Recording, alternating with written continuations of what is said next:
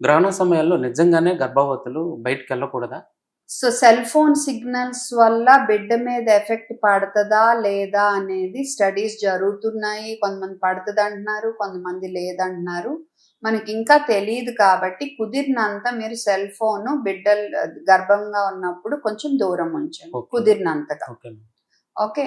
రెండోది సూర్యగ్రహణం అప్పుడు బయటికెళ్ళకూడదు. దాని రేస్ వల్ల బిడ్డకి నష్టం అనేది కూడా పూర్తిగా అపోహే. ఓకే. కాపోతే ఏంటంటే సూర్యగ్రహణం అప్పుడు మనకి సూర్యుడు ఎటున్నాడో క్లియర్‌గా అది మనం భయపడకుండా సూర్యుడి వైపు చూస్తాం. అవును మేడం. అవును. అప్పుడేమవుతాయి ఆ రేస్ కొన్ని వచ్చి మన కళ్ళకి డ్యామేజ్ అవ్వచ్చు. ఓకే.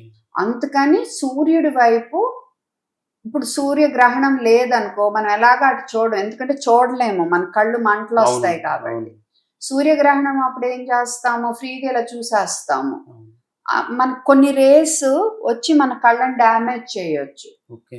అందుకని ఆ స్పెషల్ కళ్ళజోడు పెట్టుకొని గాని చూడకూడదు. అంతకు మించి సూర్యగ్రహణానికి ఇంకా మన హెల్త్‌కి ఏమి కనెక్షన్ లేదు.